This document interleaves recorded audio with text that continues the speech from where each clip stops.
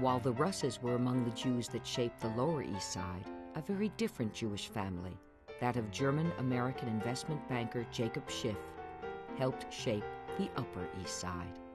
He came to America as a place that was freer and more flexible, and a place where he could establish himself. Jakob Schiff grew up in Germany, part of an established banking family. In the 1870s, he was recruited to join Kuhn Loeb, a growing Jewish firm in Lower Manhattan. He may have left Germany because he felt they were too strict, but he brought some of that strictness with him nonetheless. Within the family, he was pretty feared. Schiff's austere personality and intense work ethic were well suited to New York in the era of the Industrial Revolution. Kuhn Loeb, whose early work in New York involved financing small Jewish businesses, quickly grew to be one of the major investment banks in America. There were other Jewish firms as well: Goldman Sachs, Lehman Brothers, Lazard Frères, and more grew into Wall Street giants. Kuhn Loeb owed much of its growth to Jakob Schiff. He found new fields, extraordinarily adventuresome and experimental fields to branch out. Schiff found investors for risky new ventures like Bethlehem Steel and American Telephone and Telegraph. The biggest experiment of all, raising European capital for America's railroads. It wasn't a given that this was going to work. It wasn't a given that railroads were then going to be subsequently used, and that all of this shipping of goods and services to the West was going to meet with some sort of demand out there. And so going around to Europe and telling people that they should put their hard-earned money into railroad bonds was really no simple task at all. But Jakob Schiff succeeded. Most of the great American railroads owed their first underwriting to the Kuhn Loeb, I don't think I even can call it a firm, the empire. And its emperor became one of the wealthiest men in New York, moving to a Fifth Avenue mansion near other German Jewish aristocrats. The group called themselves Our Crowd. Many members of the crowd were horrified by the wave of Jewish refugees fleeing the Russian pogroms who began pouring into New York in the 1880s and 90s. Initially, Jakob Schiff felt the same way.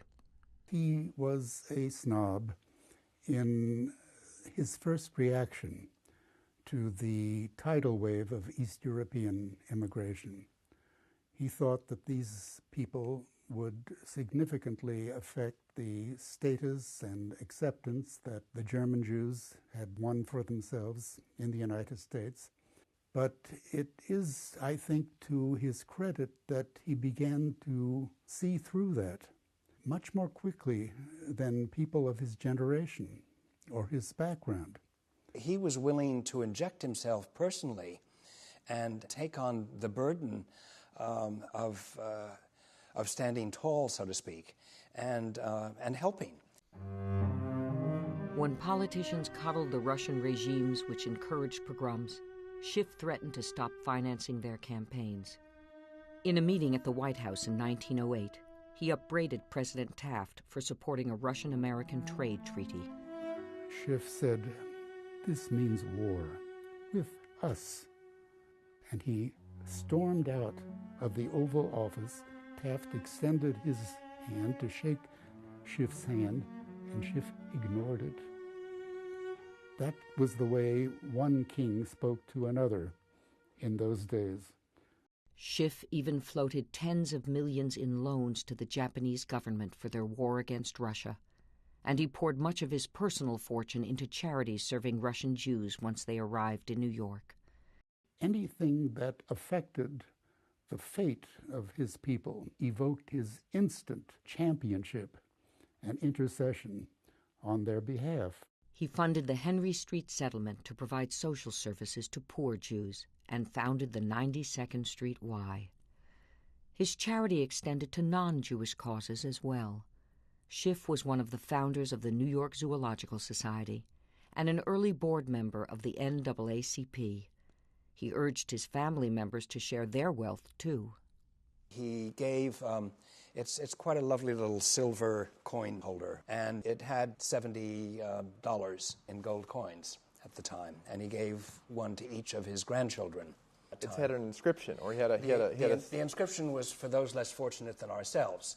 The gesture had its intended effect. Jacob's son, Mortimer Schiff, was not only a banker at Kuhn Loeb, but also an early leader of the Boy Scouts of America.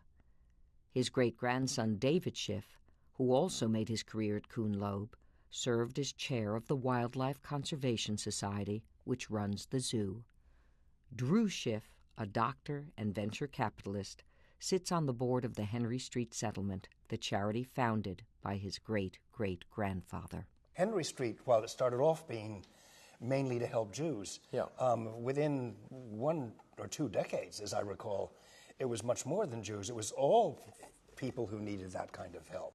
That broadening pattern applies to other Jewish institutions as well. The Bloomingdale's brothers started out selling cheap clothing, schmatas, to Lower East Siders before their business grew into one of the world's great department stores. The International Ladies Garment Workers Union was founded to advocate for Jewish seamstresses, but expanded to represent workers of many backgrounds.